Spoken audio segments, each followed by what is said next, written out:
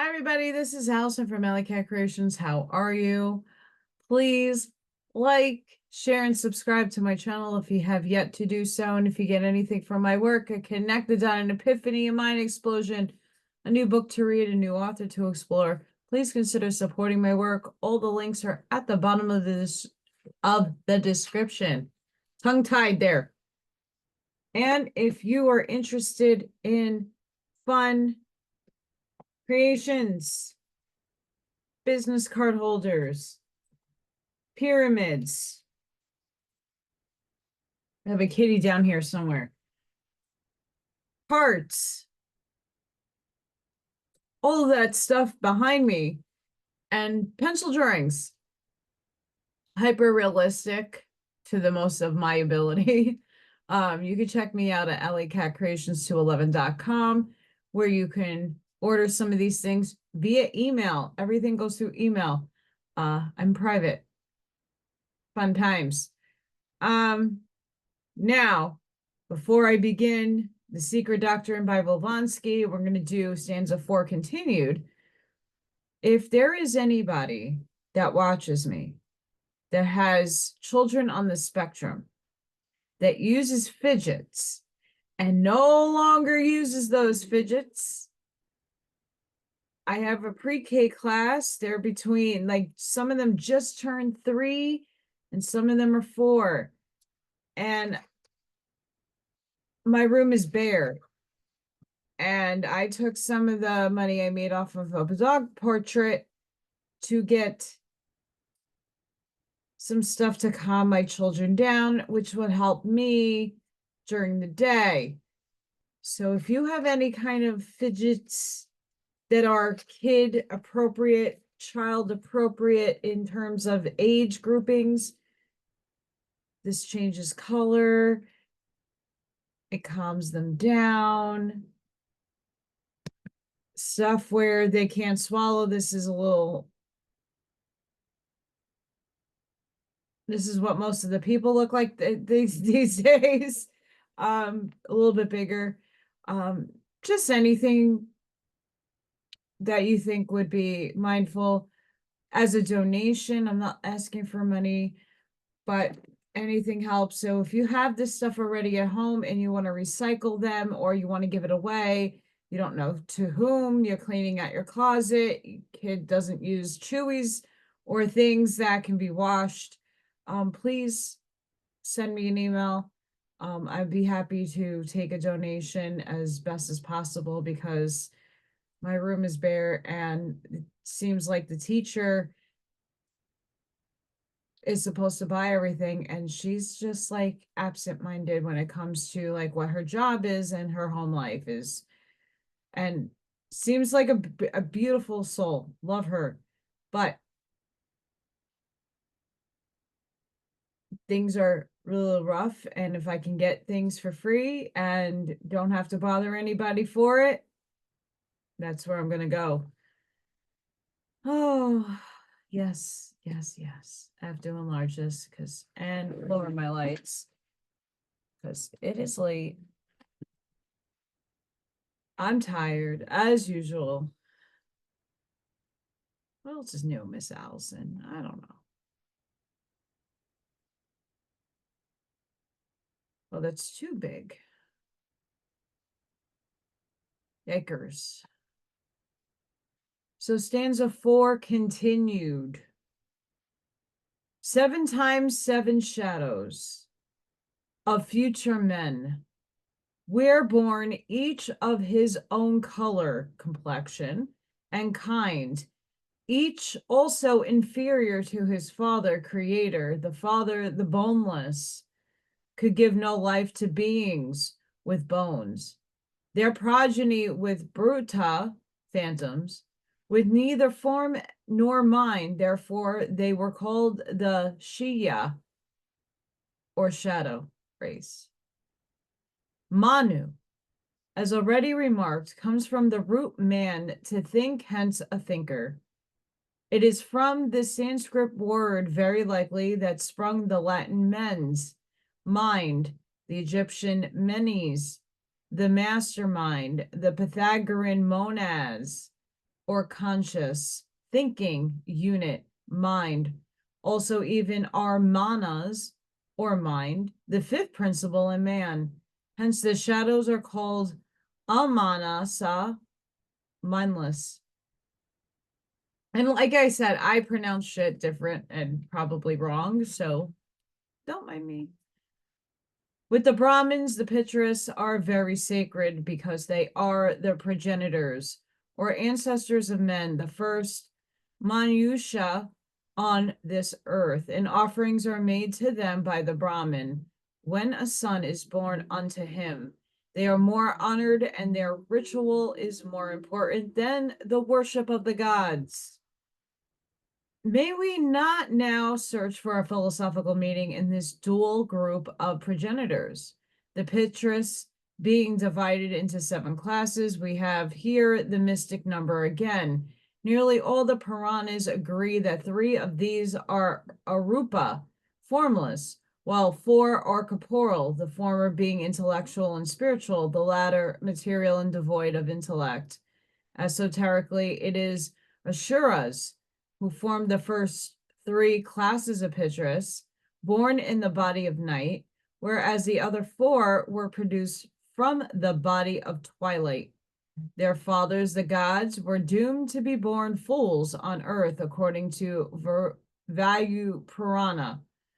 The legends are purposely mixed up and made very hazy, the Pitras being in one of the sons of gods and in other those of Brahma, when a third makes them instructors of their own fathers.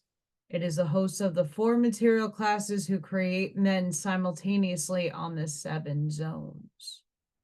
Interesting there. Now, with regard to the 7 classes of Pitras, each of which again divided into 7, a word to students and query to the profane, the class of the fire Dhyanis, which we identify on undeniable grounds with the Agwishwadas, is called in our school the heart of the Dhyan Koanic body, and it is said to have incarnated in the 3rd race of men and made them perfect. The esoteric Masyagi, I don't think I'm saying that right, Mystagagi, speaks of the mysterious relation existing between the hebdomatic essence or substance of this angelic heart and that of man, whose every physical organ and psychic and spiritual function is a reflection to so to say, a copy on the terrestrial plane of the model of prototype above. Why, it is asked, should there be a strange repetition of the number 7 in the anatomical structure of man? Why should the heart have 4 lower cavities and 3 higher divisions, answering so strangely to the supplementary division of the human principles, separated into 2 groups, the higher and the lower? Why should the same division be found in the various classes of Pitras, especially our fire Dhyanis? For, as already stated, these beings fall into 4 corporeal or grosser and 3 incorporeal or subtler principles, or call them by any other name you please. Why do the 7 nervous plexus of the body radiate 7 rays?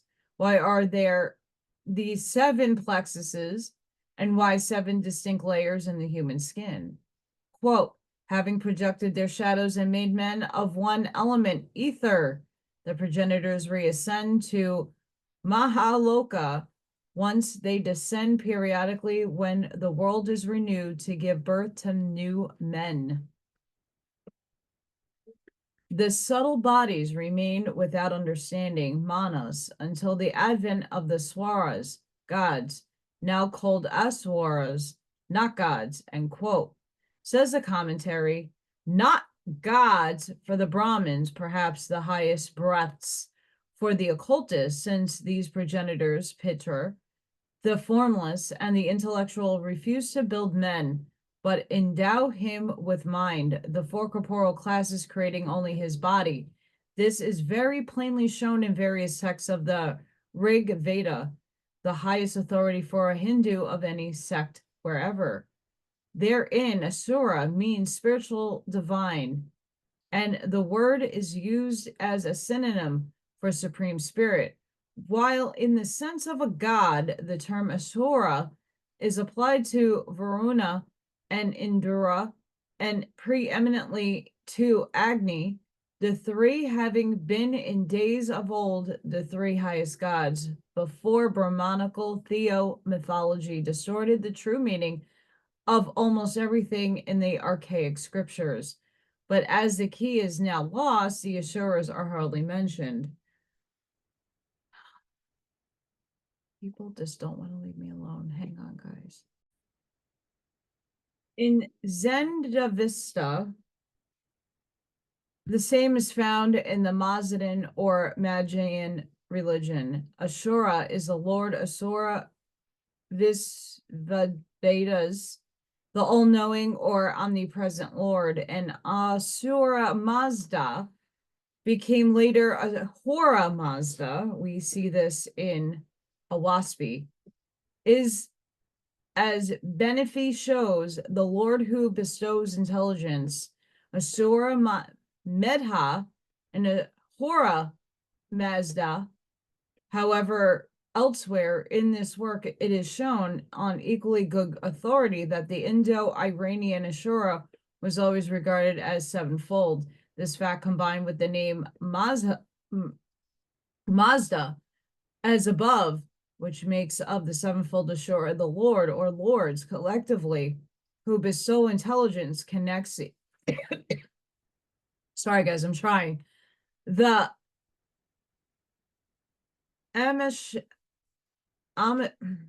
whatever, I'm not getting frustrated over words, with the Asuras and with our incarnating Daihan Kohans, as well as with the Elohim and the seven informing gods of Egypt, Chaldea, and every other country. Why these gods refuse to create men is not as stated in exoteric accounts, because their pride was too great to share the celestial power of their essence with the children of earth. But for reasons already suggested, however, allegory has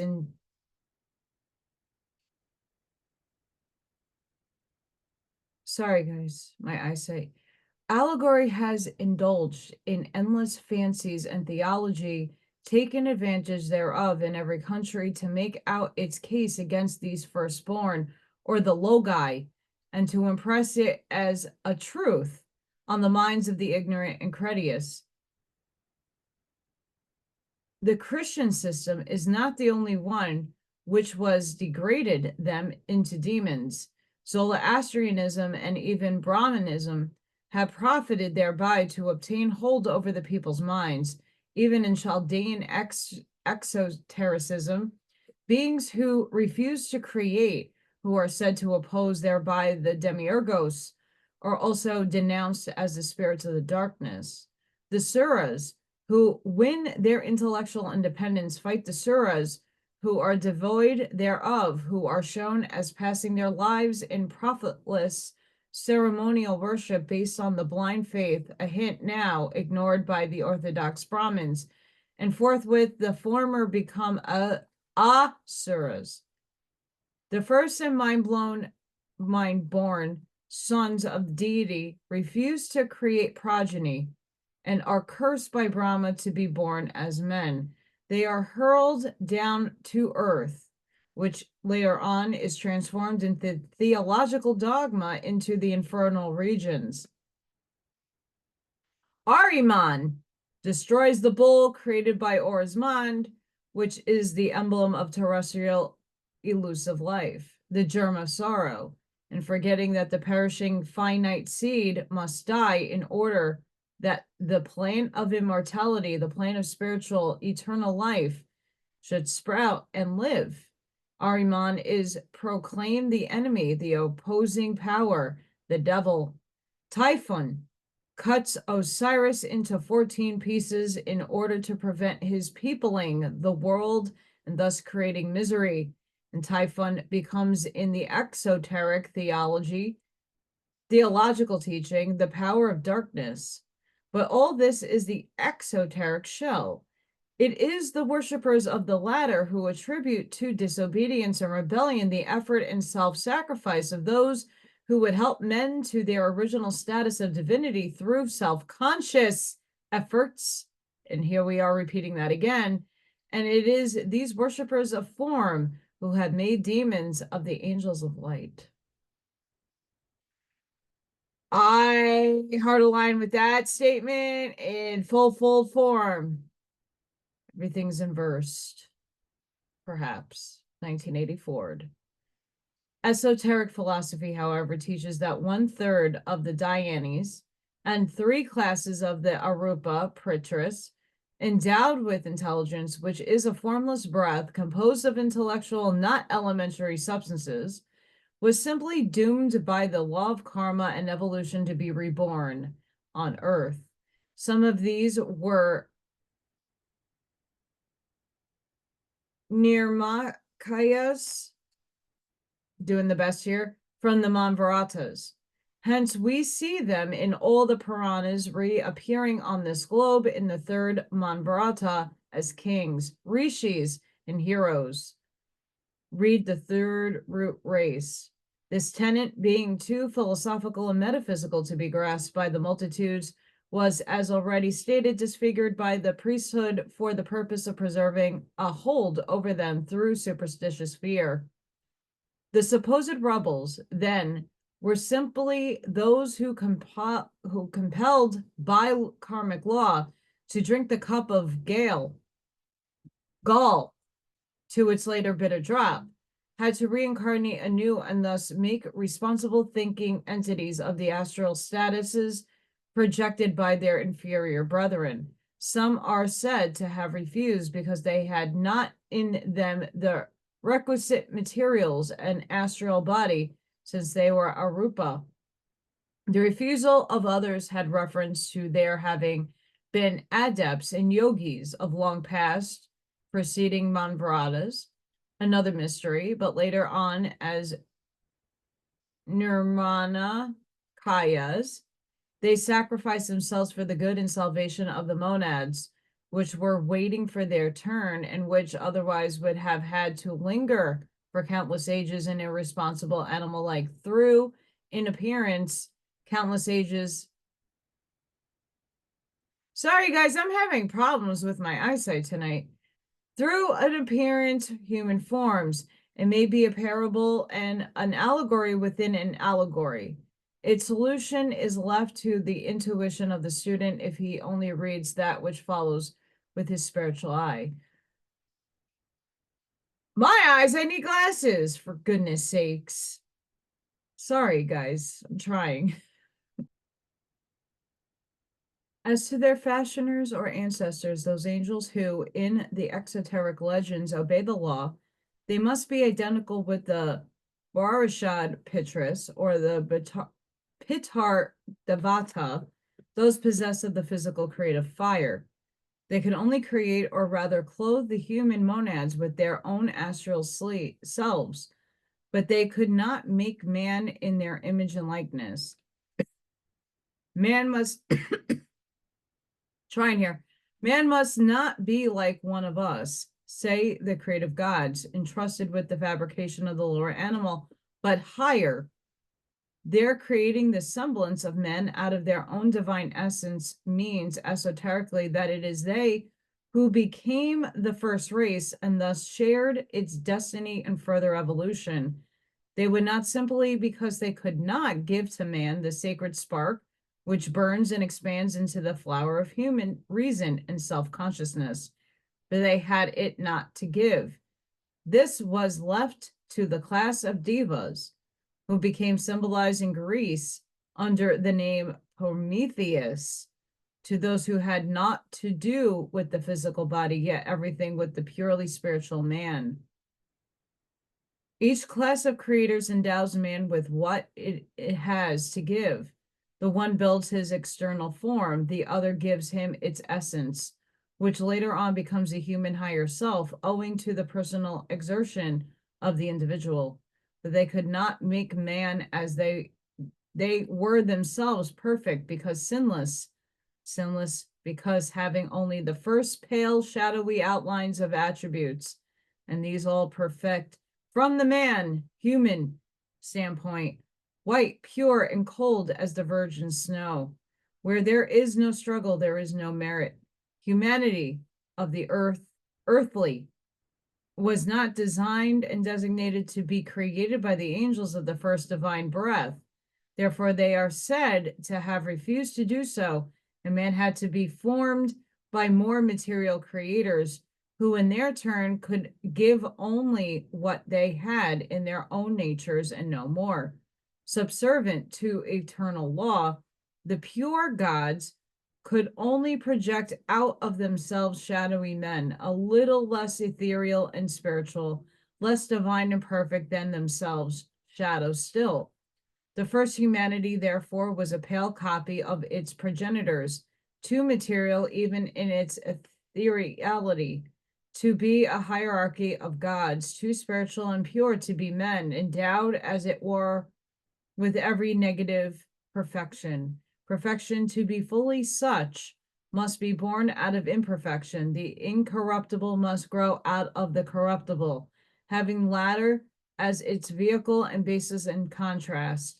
Absolute light is absolute darkness and vice versa.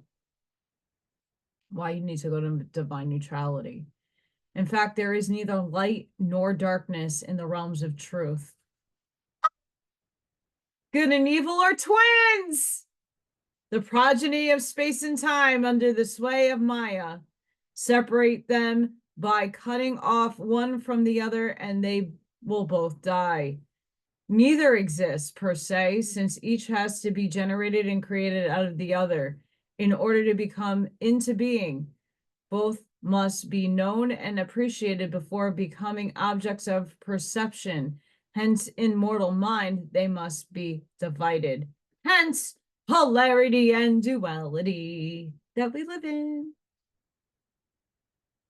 I say this all the time.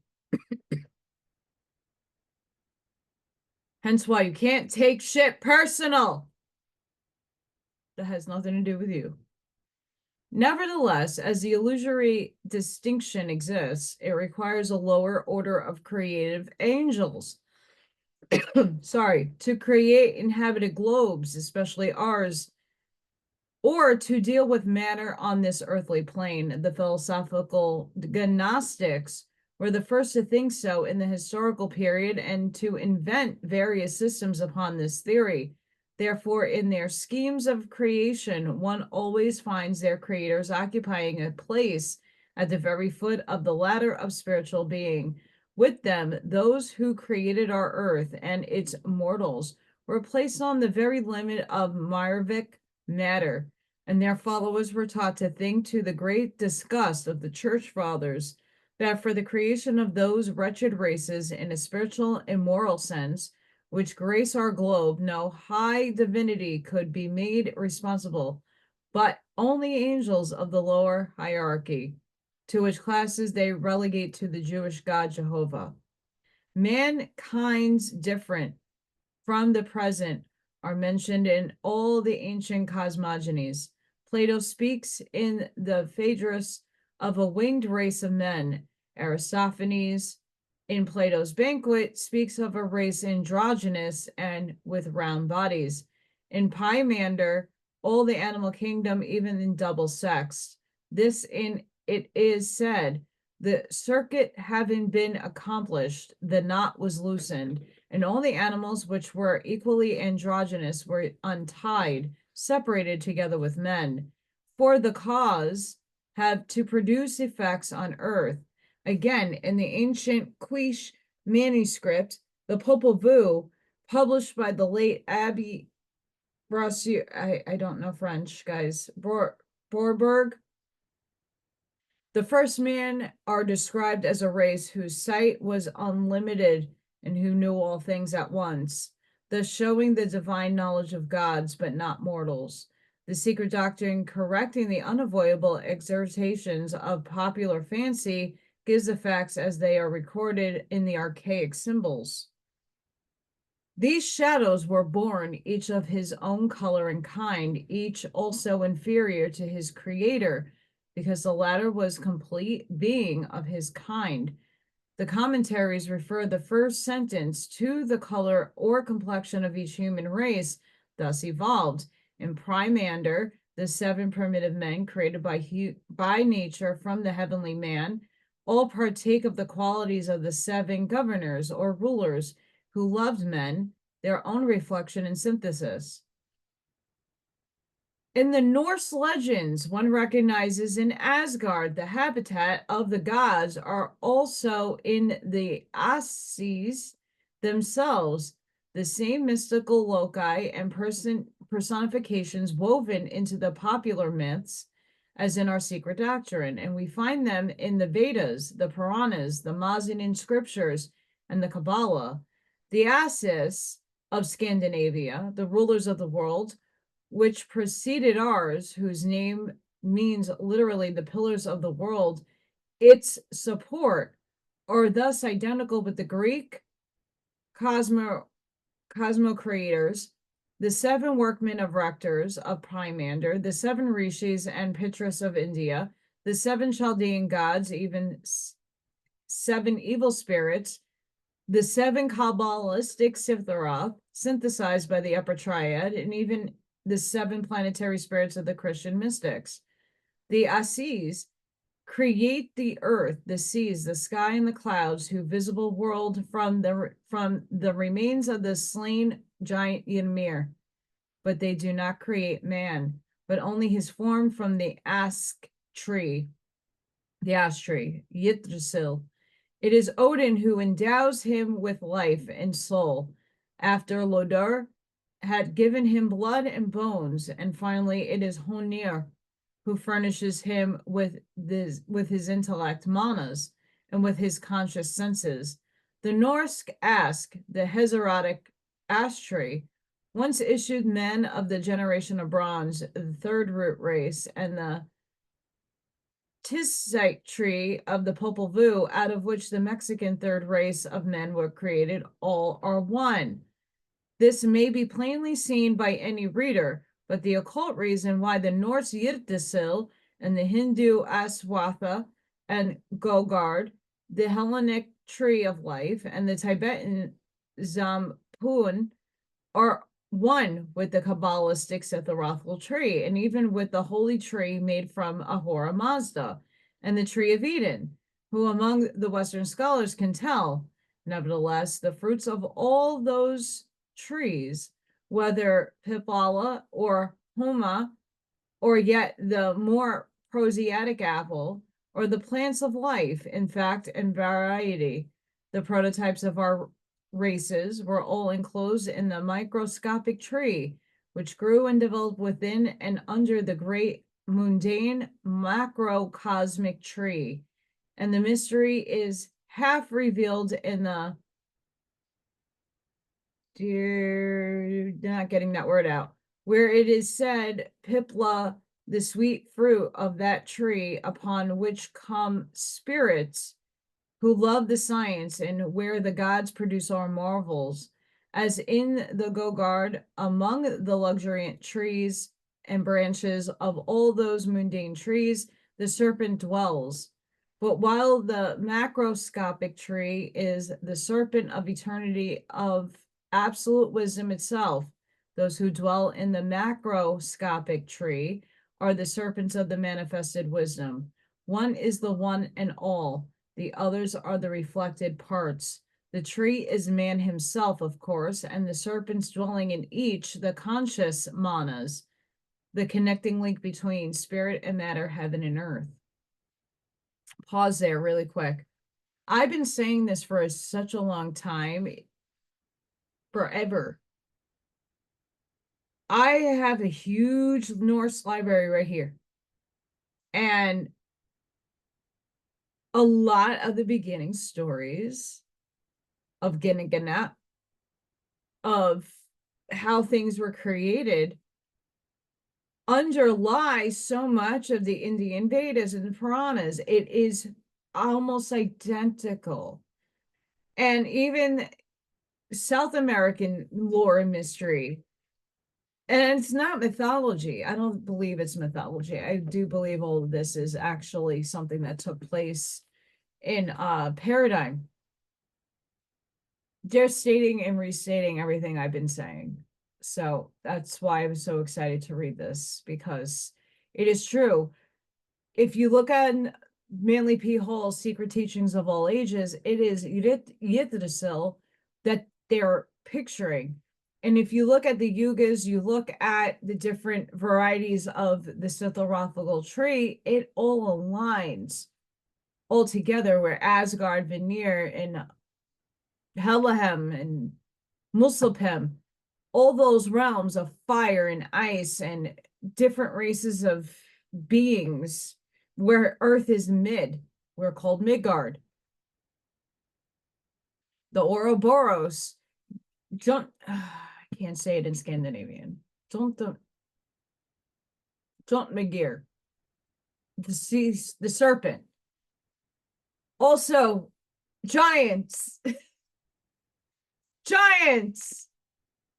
So all this stuff that's playing out, they're just reflecting on, but I've been seeing very similar things. Like, there's different densities and different experiences in each that has shaped us to where we are now in linear time-space continuum.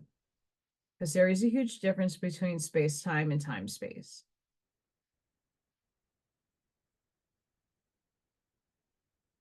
And now my camera's being funky. Hang on. Everywhere it is the same. The creating powers produce man, but fail in their final object.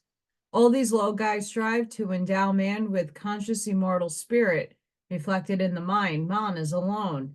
They fail, and they are all represented as being punished for the failure, if not for the attempt.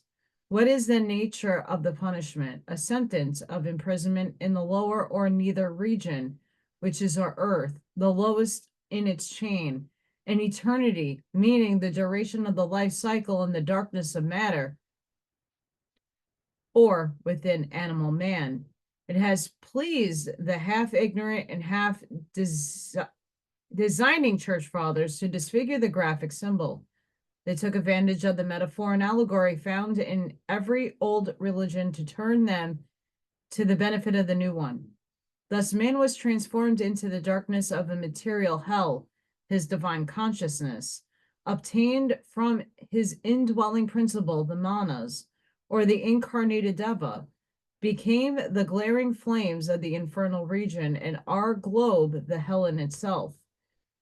Pipala, Homa, the fruit of the tree of knowledge, were denounced as the forbidden fruit, and the serpent of wisdom, the voice of reason and consciousness, remained identified for the ages with the fallen angel, which is the old dragon, the devil.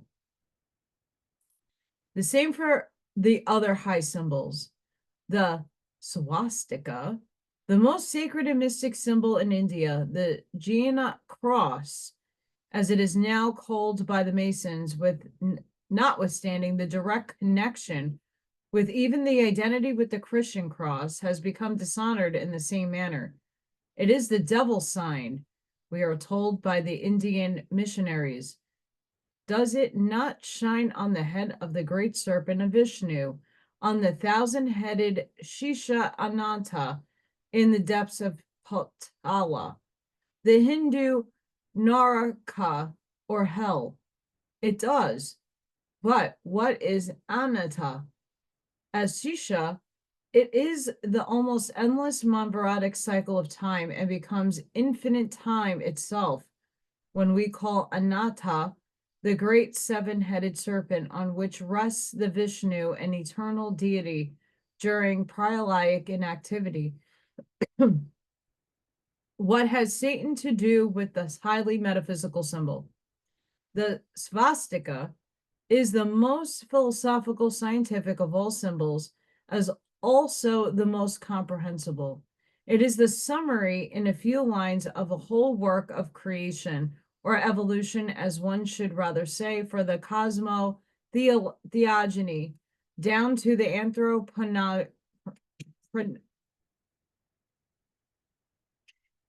Anthropogenys. I'm saying it wrong, but I don't give a shit. I'm like out of that today. From the indivisible, unknown Power Brahman to the humble monoron of mathematics. Yeah, see, now my eyesight's going berserk. Of materialistic science, whose genesis is as unknown to the science as it is that of the old deity itself. The swastika is found heading the religious symbols of every old nation. It is the worker's hammer in the Chaldean book of Numbers, the hammer just referred to in the book of concealed mystery, which striketh sparks from flint, space, those sparks becoming worlds. It is Thor's hammer, Mjolnir, the magic weapon forged by the dwarfs against the giants, or the pre-cosmic titan forces of nature, which rebel and while alive in the region of matter, will not be subdued by the gods, the agents of universal harmony, but have first to be destroyed. This is why the world is formed out of the relics of the murdered Ymir. The swastika is the Mjolnir, the storm hammer. And therefore, it is said that when the Assis, the holy gods, after having been purified by fire, the fire of passions and suffering in their life incarnations, become fit to dwell in Ida in eternal peace, their Mjolnir will become useless. This will be when the bonds of hell, the goddess queen of the region of the dead, will bind them no longer, for the kingdom of evil will have passed away. Sutur's flames had not destroyed them, nor yet had the raging waters of the several deluges. Then came the sons of Thor. They brought Mjolnir with them, no longer as a weapon of war, but as the hammer with which to consecrate the new heaven and the new earth. Sorry to my Scandinavian friends, I am butchering shit tonight.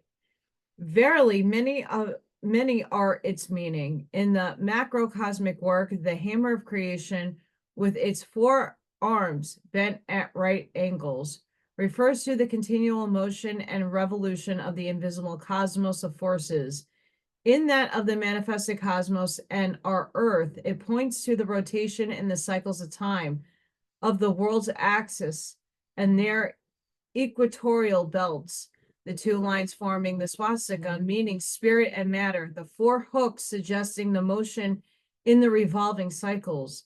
Applied to the macrocosm, man, it shows him to be a link between heaven and earth, the right hand being raised at the end of a horizontal arm and the left pointing to the earth.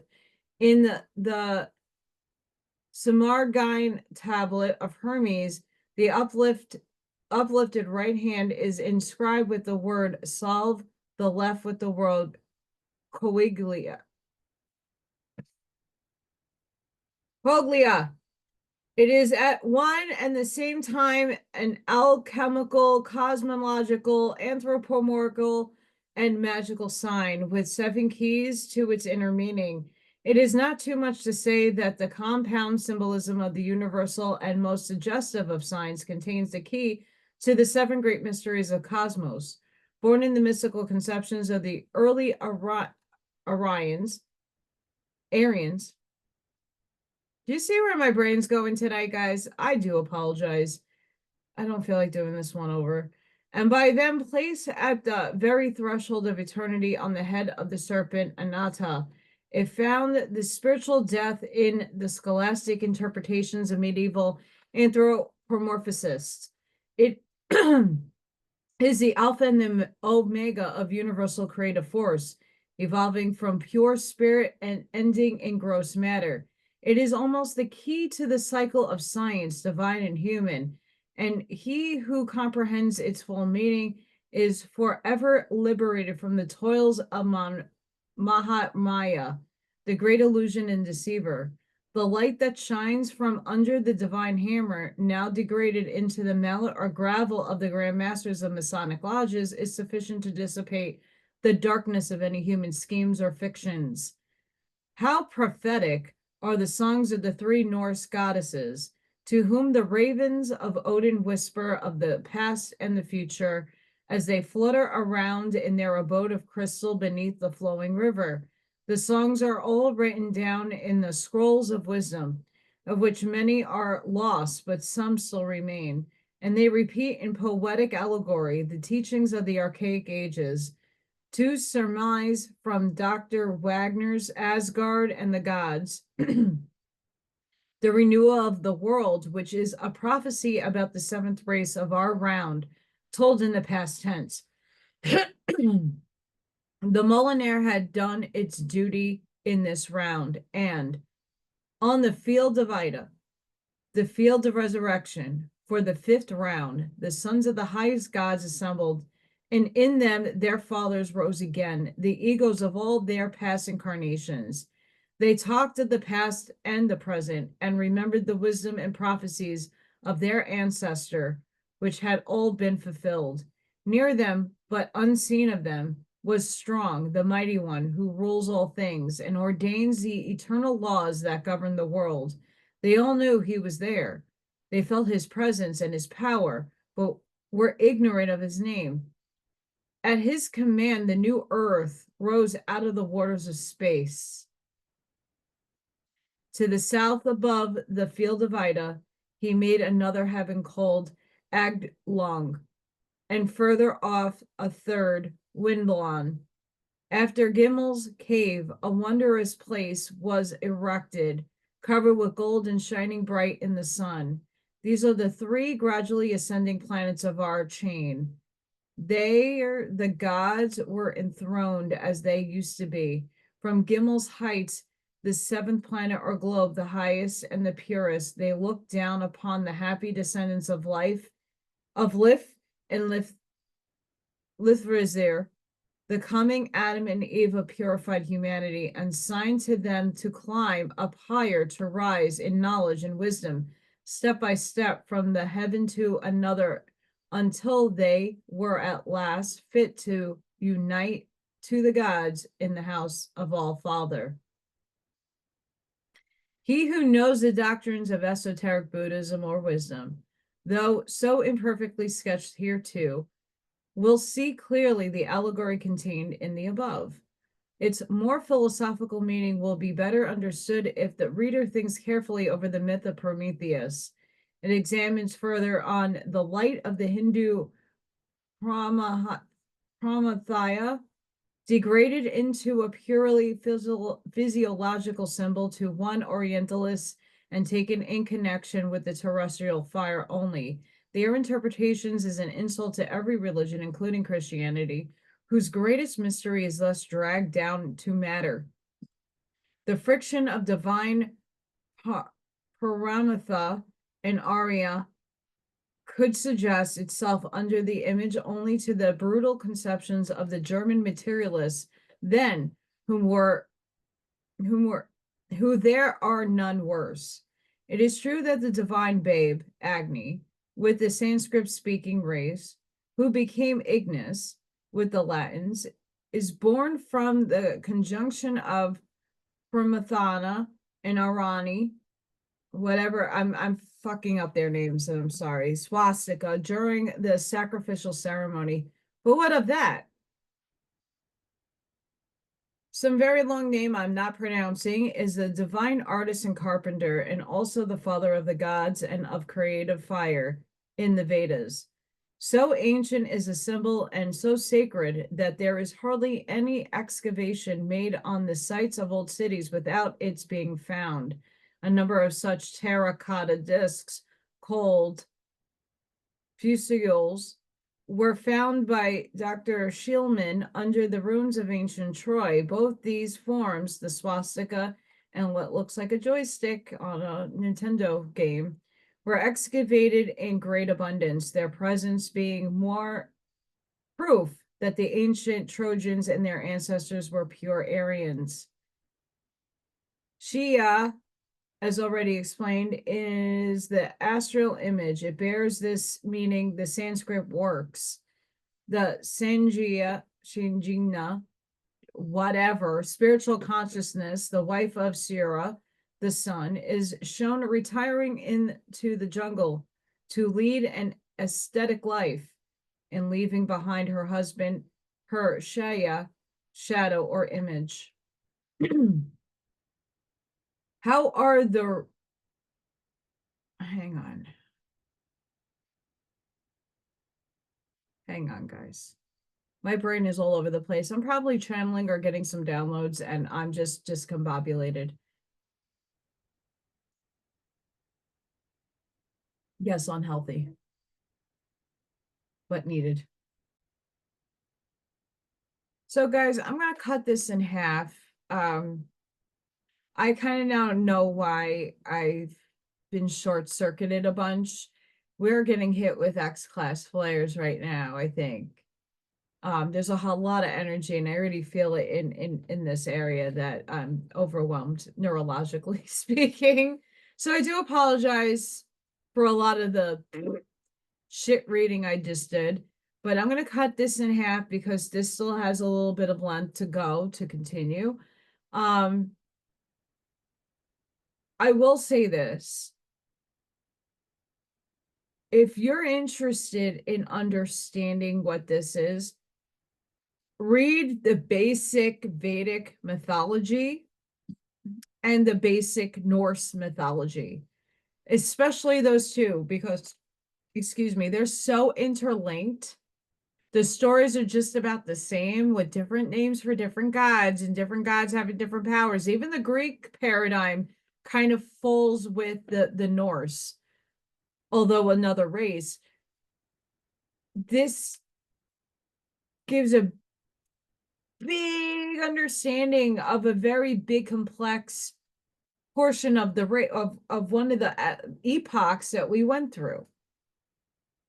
Like I said, Asgard, I've been there in my light body. I vividly remember being taken by neutral beings. I don't know if they were extraterrestrial in terms of the extraterras or up in space-time, space-time, I said that correctly, that took me to Asgard to show me what my form was back then.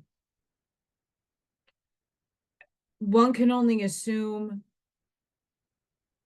you can make assumptions about mythology. Why is it called mythology? Why was the symbolism swapped and you can't use that symbol anymore because a certain person in Germany used it, and the Norse symbolism as well for evil doings, possibly.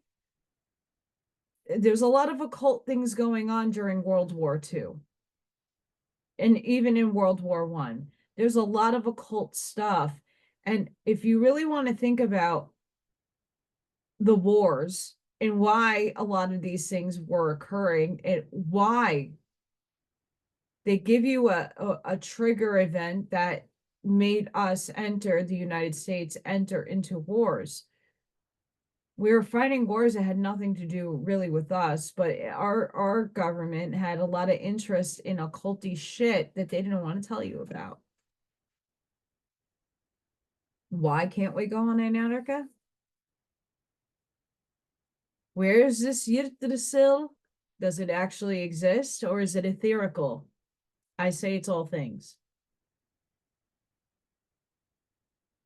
If you take and break things down for what it is, Hugin and Munin, Haugen Mountain, memory and thought, Odin's ravens. It's consciousness.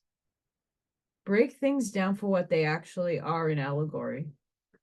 And then you'll get a bigger picture of actually what is going on. And I feel the Norse and the Vedics in the same breath were very attuned to quantum entanglement and quantum mechanics. String theory, especially with the Norse, as they spun the web of fate. The Norns, and a lot of stories sound very similar, different wording, different areas of the world, so different things did occur. It's fucking balls, brick, deep, cold, brick as balls in Norway and Scandinavia, Iceland. Sweden, Finland, freezing up there, and it's very, very hot in India. So there's going to be a lot of differences. But who seeded them? This is giving you a hint. And next time I read and continue on, we're going to go further into that. But I'm getting hit with a shit ton of energy. I got to go figure out how and where I'm grounding my energy right now. And it's almost my bedtime. So guys, sending each and every one of you love, light, compassion, grace, shielding, and protective energy. Please go within, be the shoulder for somebody, be the lighthouse, seed your truths. And I hope to see you guys on the next one. Thank you all for your support. I thank you, thank you, thank you. I can't thank you guys enough.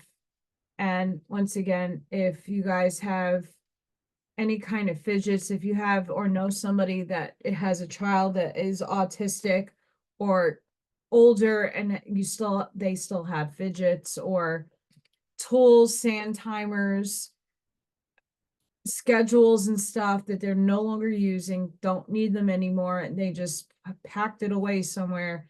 And if they're up to donating it to me, that'd be fantastic. So thank you guys, and I hope to see you on the next one. Bye for now.